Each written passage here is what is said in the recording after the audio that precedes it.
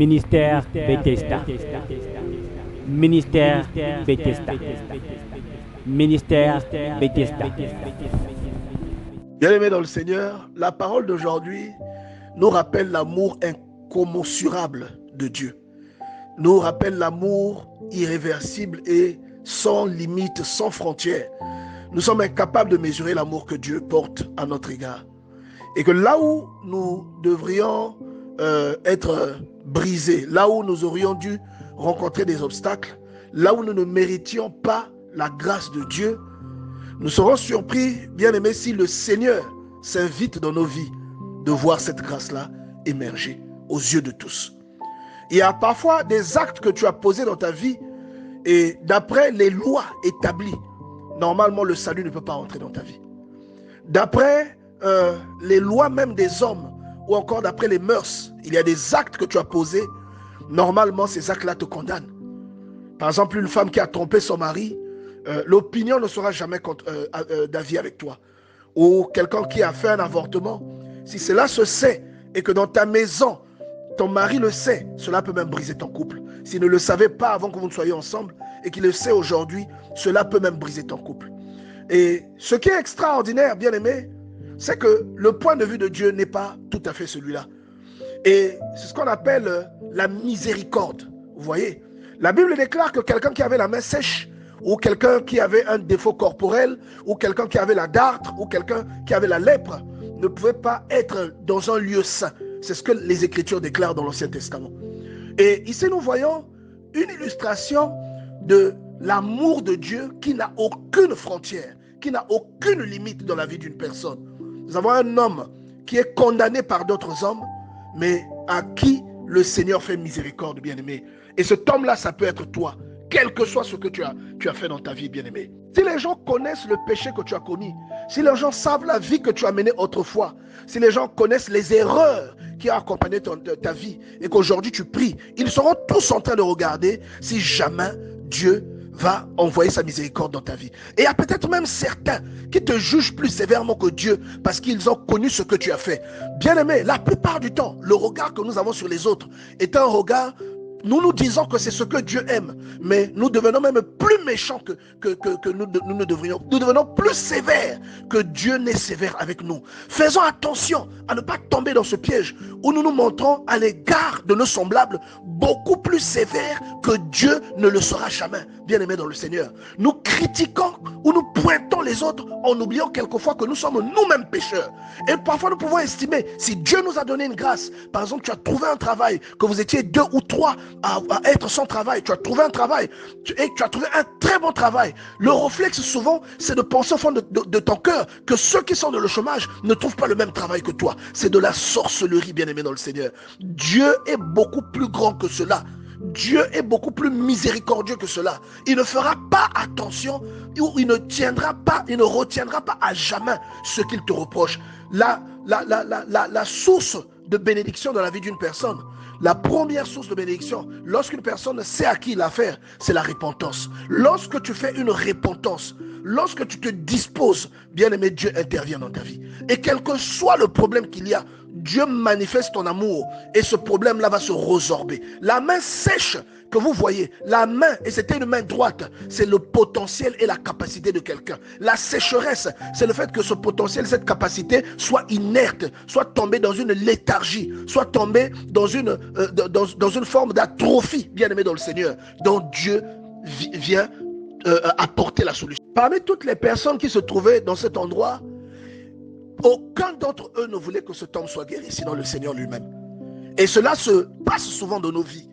Ceux qui connaissent nos vies, ceux qui nous connaissent intimement, parfois ce sont des parents, des fois ce sont des connaissances, des fois c'est des voisins.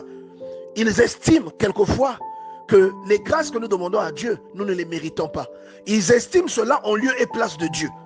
Vous voyez, bien-aimés, aucune des personnes qui se trouvaient là n'estimait que cet homme méritait d'être guéri. Pourquoi? Parce qu'il y avait un interdit.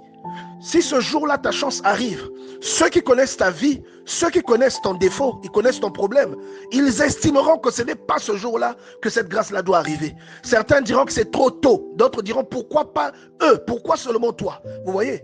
Et on dit que ce jour-là, c'était le sabbat. et le jour du sabbat, on ne devait faire aucun ouvrage.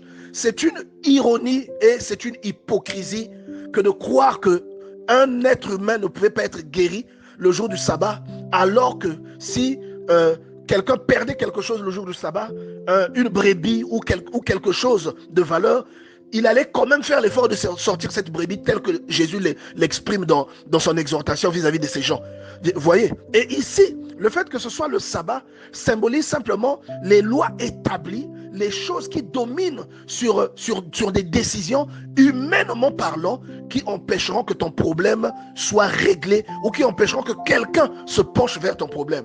À celui qui n'a pas un diplôme supérieur, on interdira un poste d'importance malgré sa compétence, un poste de haute importance, on le lui interdira. Mais le Seigneur est capable de te donner ce poste. À celui qui n'a pas la beauté physique qu'il faut, bien aimé dans le Seigneur, les gens diront que le mariage ne viendra pas dans ta vie, mais le Seigneur t'accordera ce mariage. Il y a ici quelqu'un qui ne travaille pas dans une multinationale, tu ne travailles pas dans une grande société. Les autres estimeront qu'ils ont le droit de rouler dans des belles voitures et de construire des grandes maisons. Et on estimera que toi, tu n'en as pas le droit, tu n'en as même pas l'opportunité, parce que aujourd'hui, les choses établies par les hommes font que la compétence ou l'opportunité que ces personnes-là ont, toi, tu n'auras pas cette opportunité. Mais le Seigneur peut faire que ce qui t'est interdit te soit octroyé, au-delà des lois des hommes. À celui qui estime que quelqu'un a commis une faute grave devant Dieu et que Dieu ne pardonnera pas cette faute, bien aimé, cette parole vient te rassurer, vient te montrer l'amour que Dieu a pour toi.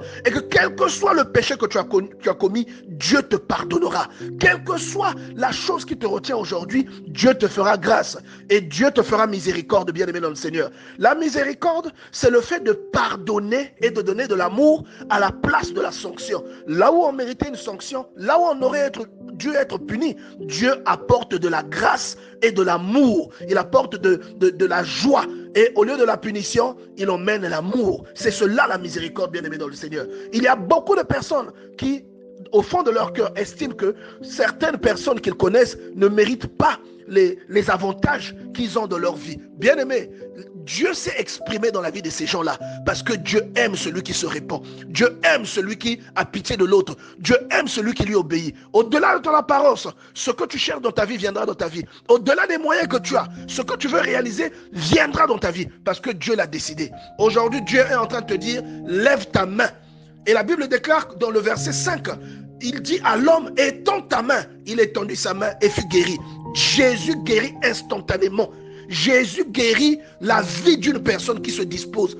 Et la main, c'est le problème qui ne marche pas dans ta vie. La main sèche, c'est ce qui a séché dans ta vie. Cette main sèche, bien-aimé, symbolise tous les échecs que tu as essuyés jusqu'à aujourd'hui. Toutes les choses qui n'ont pas marché dans ta vie. La main droite, c'est le symbole de la force. C'est le symbole du fait de conquérir. La main droite, c'est le symbole de ta puissance, de ce que tu bâtis, de ce que tu réalises dans ta vie. Si il s'avère que tu arrives s'il s'avère que à la prière, on te dise que ta main est sèche ou que l'on te voit sous l'apparence de quelqu'un qui a une main sèche, bien-aimé dans le Seigneur, il faut vraiment te remettre en question. Cela veut dire que ce que tu entreprendras dans ta vie ne marchera pas. Dans tous les domaines dans lesquels tu voudras évoluer dans ta vie, soit un domaine personnel, un domaine scolaire, ou que ce soit un domaine amoureux, que ce soit un domaine familial, que ce soit dans tes projets, ça veut dire que tout est bloqué, que tout est sec. Et aujourd'hui, bien-aimé, le Seigneur t'apprend. Si c'est pour quelques péchés que cela s'est manifesté dans ta vie, n'oublie jamais.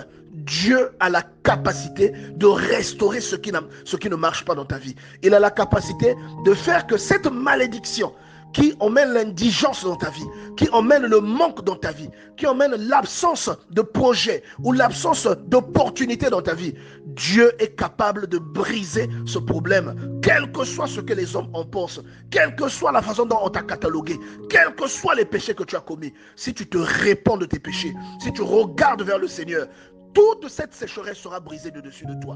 Je prie, bien-aimé, que quelqu'un se remette à Dieu aujourd'hui. Il y a un problème aujourd'hui qui est en train de te tourmenter. Remets-toi en Dieu. Remets ton cas à Dieu. Il est amour et son amour est infini, bien-aimé. Remets ton problème à Dieu et tu verras que ce qui n'a pas marché aujourd'hui prendra une autre tournure. Que Dieu vous bénisse.